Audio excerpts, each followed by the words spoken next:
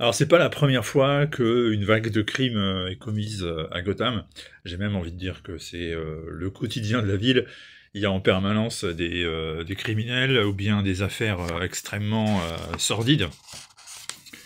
Mais là, donc, Batman va devoir enquêter sur quelque chose d'un peu inédit. Alors, voici donc venu Dark Patterns avec Affaire 1, l'homme blessé.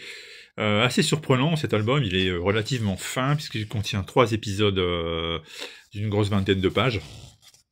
Et il forme le premier récit complet de Dark Patterns, autrement dit des enquêtes, un Batman plus terre à terre, le personnage plus centré sur sa mission première de détective. Ça se passe dans une ambiance vintage, on est de retour au Batman d'autrefois. Et le personnage est confronté donc à une série de meurtres qui, a priori, ont l'air d'être sans aucun rapport, sauf que les différents hommes qui ont été assassinés en ont un, et que, en remontant la piste de leur assassin potentiel, Batman va comprendre que le type qui est le coupable essaie tout simplement de faire ressentir la douleur, essaie tout simplement de faire ressentir les sensations physiques que lui-même ne ressent plus. Et pour ce faire, eh bien, il enfonce des clous, des boulons, des câbles, des pièces d'acier, des shrapnels, enfin bref, il transforme ses victimes en véritable œuvre d'art glauque. C'est un sacré bricoleur. Il leur retire aussi les yeux, hein, parfois, c'est vraiment allons jusqu'au bout du gore.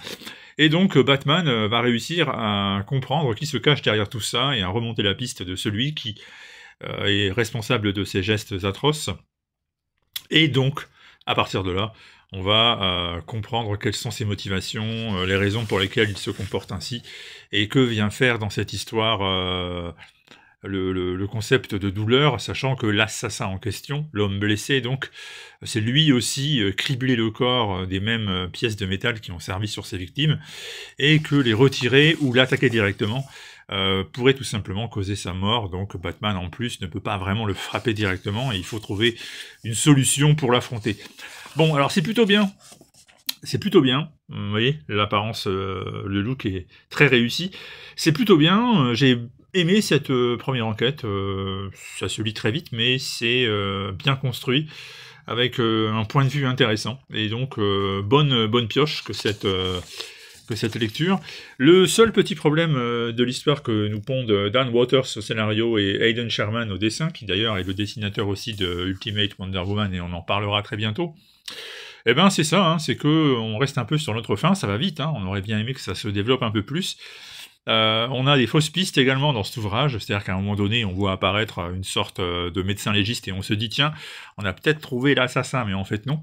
Et donc, je vous laisse découvrir tout ça, la surprise, c'est rondement mené, l'enquête est intéressante, et puis on part dans une direction inattendue au bout d'un moment, ce qui fait que vous allez être peut-être étonné, surpris, en tout cas, vous verrez, il y a encore plein de choses à découvrir à la lecture de Dark Patterns.